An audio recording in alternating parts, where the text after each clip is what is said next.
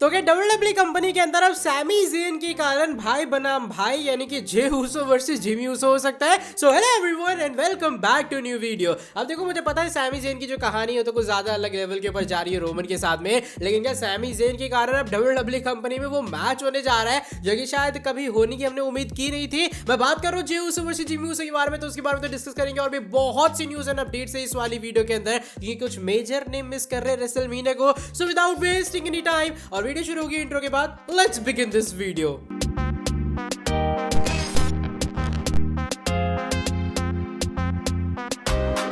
तो शुरू करते पहले वीडियो को पहली अपडेट के साथ में, और इस बार ये जुड़ी है हमारे विंसेंट केनेडी मैकमैन के बारे में। जी हाँ, विंस मैकमैन कांड करने में तो नंबर 1 है, तो भाई अब उसका भुगतान तो उन्हें करना पड़ेगा। होता क्या, लगातार विंस मैकमैन के ऊपर केस तो ठोके जा रहे थे और बताया जा रहा है एक और नया केस ठुक चुका है। ठुकना सही लगेगा ना? हाँ ठीक है, ठुक चुका है और ये है 4th केस विंस मैकमैन के ऊपर। और ये जो लॉ सूट है 4th वाला, वो 1 महीने से कम टाइम पीरियड में है और ये भी उनके एक कंपनी के शेयर होल्डर नहीं किए। मैंने बताया था रिसेंट टाइम में कि विंस मैकमैन कुछ घपलेबाजी कर रहे हैं, जिससे होगा क्या, डब्ल्यूडब्ल्यूई की पूरी अथॉरिटी एक बार फिर से उनके पास आ जाएगी और कोई भी डिसीजन डब्ल्यूडब्ल्यूई में लेना हो वो अपनी मर्जी से ले पाएंगे। तो भाई जब शेयर होल्डर्स के बाद पता लगी, उन्होंने केस ठोकने शुरू कर दिए। ये विंस मैकमैन तो अपना गलती फायदा उठा रहे हैं। तो यस, उनमें से एक और अभी फिलहाल रिसेंट टाइम में शेयर होल्डर ने एक 4th लॉ सूट फाइल कर दिया विंस के खिलाफ। और जैसा मैंने कहा, ये 1 महीने के कम टाइम पीरियड में ही हुआ है। तो भाई कुछ खतरनाक हो रहा है विंस के साथ में। मुझे ऐसा लग रहा है कि आने वाले टाइम में देखना 1-2 केस तो और आने वाले हैं। लेट्स सी आने वाले टाइम में क्या होता है। मुझे लग रहा है ये वो रीजन भी है कि डब्ल्यूडब्ल्यूई लगातार उनकी जो अपीयरेंस है वो डिले कर रही है टेलीविजन के ऊपर। जो नेक्स्ट अपडेट है वो इस बार जुड़ी है सीएम पंक के बारे में। और सीएम पंक का जो स्टेटस है वो भी कुछ ज्यादा कुछ खास सा नहीं है। अब मैं ऐसा क्यों कह रहा हूँ, क्योंकि जो सीएम पंक है वो एडब्ल्यू में है या फिर नहीं है, गायब हो चुके हैं, क्या हो चुका है उसका ऐसे कोई भी पता ही नहीं है। और होता है कि रिसेंट टाइम में इसको लेकर एक अपडेट आ चुकी है सामने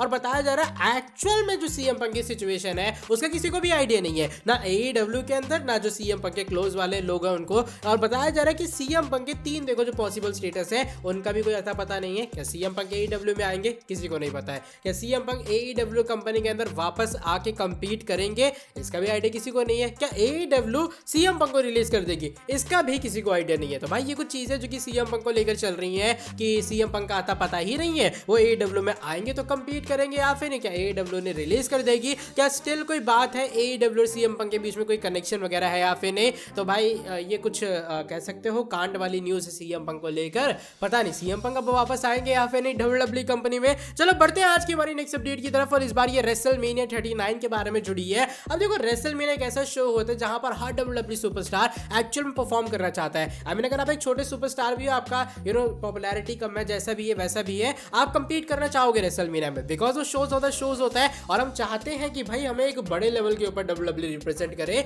और रेसलमेनिया से अच्छा प्लेटफॉर्म तो आपको मिल भी नहीं सकता ना। लेकिन रिसेंट टाइम में पूरी लिस्ट आ चुकी है सामने कुछ ऐसे सुपरस्टार्स की जो कि शायद रेसलमेनिया को मिस करेंगे, क्योंकि डब्ल्यूडब्ल्यूई के पास में उनके लिए 0 प्लान्स है। जो पूरी लिस्ट है ये सामने मैं लिस्ट पढ़ देता हूँ कि भाई उसमें कौन कौन से सुपरस्टार के लिए में, क्योंकि कुछ बड़े सुपरस्टार्स भी इसके अंदर इंक्लूड है। नाम है हमारे जॉनी गार्गैनो का, जो कि कहे ट्रिपल एच के फेवरेट जाते हैं, लेकिन उनके लिए रेसलमेनिया के प्लान्स ही नहीं डब्ल्यूडब्ल्यूई के पास में। अगला नाम है कैरन क्रॉस का। मैं देखूं अगर स्मैकडाउन के शो में कैरन क्रॉस की बुकिंग तो डिसेंट हो रही थी, लेकिन क्या रेसलमेनिया में उनको बुक ही नहीं करेगी डब्ल्यूडब्ल्यूई। थर्ड पे अलेक्सा ब्लिस का नाम है, जो कि मेरे लिए मोस्ट सरप्राइजिंग नेम है, क्योंकि डब्ल्यूडब्ल्यूई ने ब्रे वाइट वाली कहानी में भी तो डाल रही है। जो अगला नाम है वो है राउडी रोंडा राउजी का, कि भाई रोंडा राउजी को भी करंटली कोई ऐसा प्लान नहीं है डब्ल्यूडब्ल्यूई के पास में कि उन्हें रेसलमेनिया में किस तरीके से बुक करेंगे। एक और नाम आया सामने, वो है अपने अलायंस का, शायद अलायंस को लेकर तो कुछ प्लान निकल ही आएंगे। अगला नेम है वाइकिंग रेडर्स का, फिर है शॉर्टजी का, फिर है राकेल का, और आखिरी में नाम है the show off Dolph Ziggler का। अब देखो जैसा मैंने कहा कि जिगलर वगैरह को डब्ल्यूडब्ल्यूई किसी तरीके से शायद बुक ही कर लेगी रॉयल रंबल या फिर जो बैटल रॉयल्स होते हैं रेसलमेनिया के अंदर, अलायंस भी बुक हो जाएंगे। लेकिन बात अगर रोंडा राउजी की रही, डब्ल्यूडब्ल्यूई जैसे भी कह लो, मतलब हम फैंस मानते हैं नहीं जो भी है, लेकिन डब्ल्यूडब्ल्यूई ने ड्रॉ कंसीडर करती है तो उन्हें रेसलमेनिया के अंदर आगे सिंगल मैच मिलेगा। अलेक्सा ब्लिस को भी मिल जाएगा, जॉनी गार्गैनो आगे कोई ना कोई लैडर मैच में या फिर आईसी टाइटल मैच में या फिर यूएस टाइटल मैच में चले ही जाएंगे। और हाँ, अभी फिलहाल 2 मंथ का टाइम पीरियड बाकी, तो अब ये उम्मीद तो एटलीस्ट लगा सकते हो कि डब्ल्यूडब्ल्यूई सुपरस्टार्स को किसी ना किसी तरीके से यूज करने का कोई ना कोई तरीका तो निकाल लेगी, या फिर डब्ल्यूडब्ल्यूई को निकालना भी चाहिए, क्योंकि यार ये लोग डिजर्व करते हैं रेसलमेनिया में परफॉर्म करना।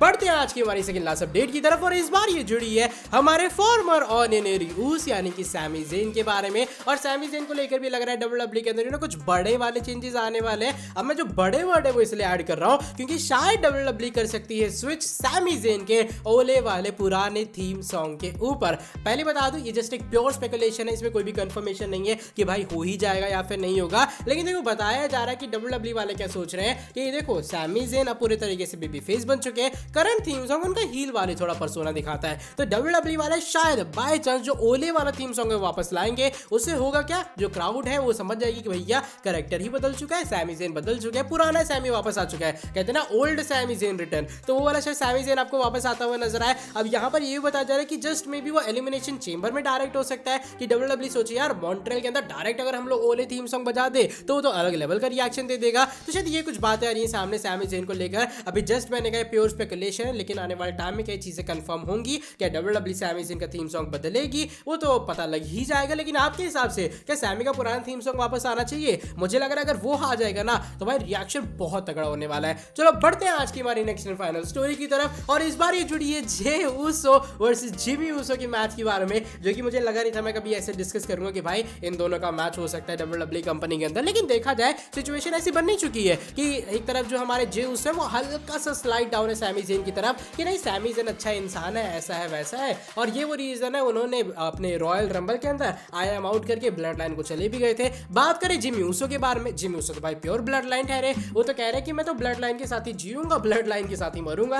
तो बात रही अगर इन दोनों के मैच के बारे में, तो रिसेंट टाइम में जो बिल एप्टर है इसको लेकर अपनी प्रेडिक्शन देते हुए नजर है। बिल एप्टर यहाँ पर ये कहते हैं देखोगा तुम WWE की हिस्ट्री की तरफ नजर मारोगे, जो WWE की बड़ी से बड़ी टैग टीम है ना, ऐसी टैग टीम जिनका कभी सोचा नहीं गया था मैच होगा। जैसे यहाँ पर मैं बात करूँ टेरी फंक के बारे में, पूरी टैग टीम अच्छी खासी थी, उनका भी आपस में मैच हुआ। ब्रेट हार्ट और ओवन हार्ट इन दोनों का भी अच्छा खासा मैच हुआ था WWE कंपनी के अंदर। जैक एंड जेरी ब्रिस्को इनका भी आपस में मैच हुआ था। तो ऐसा बिल एप्टर का मानना है कि WWE के अंदर आप ध्यान से देखोगे अब जो जे और जिमी की कहानी या फिर इन दोनों का जो नेम है वो सेम बस वही दे है जो कि पहले टाइम में इनके नाम से आ रही थी, यार इन दोनों का आपस में मैच होने वाला है। और इवन बिल एप्टर ये भी कहते हैं कि अगर WWE के अंदर इतनी पुरानी इतनी हिस्टोरिक टैग टीम्स का मैच हो सकता है तो अब तो लोहा गर्म है ना जे और जिमी को लेकर, तो WWE वाले हो सकता है एक्चुअल में मैच करवाते हुए नजर आए और हमें दिखाई दे जे ऊसो वर्सेस जिमी ऊसो का मैच, जो कि अपने आप में मेरे अकॉर्डिंग एक बहुत बड़ा मैच होगा। अब देखो मेरे हिसाब से अगर एक प्रॉपर मैच नहीं भी मिलता तो हल्का सा फ्यूड तो होने वाला है इनके बीच में, और रीजन सैमी ज़ेन होंगे। हो सकता है एलिमिनेशन चेंबर के बाद सिचुएशन संभल जाए, पता लग जाए कि भैया दोनों सेम पेज पे हैं। लेकिन जस्ट मे बी कुछ टाइम के लिए आपको जे वर्सेस जिमी भी दिखाई दे सकता है। अब मैच होता है या फिर नहीं तो आने वाले टाइम में पता लग ही जाएगा। आप में से कितने लोग चाहते हैं इन दोनों का आपस में मैच हो, बताना कमेंट सेक्शन में। मेरे हिसाब से एक और ग्रेट सिनेमा है स्मैकडाउन का। बाय द वे आज की वाली वीडियो बस यहीं तक थी। अगर ये वाली वीडियो पसंद आई फटाफट से इस वाली वीडियो को नीचे लाइक कर देना। हाँ मेरी ट्रेन छूट रही है इसलिए मैं मजाक कर रहा हूँ। साथ में चलो चैनल के ऊपर नहीं सब्सक्राइब नहीं किया सब्सक्राइब करो चैनल को, बेल नोटिफिकेशन को कर देना ऑन। मिलता हूँ आपसे आगे नेक्स्ट वीडियो के अंदर बहुत ही ज्यादा जल्दी। Till then bye bye, take care.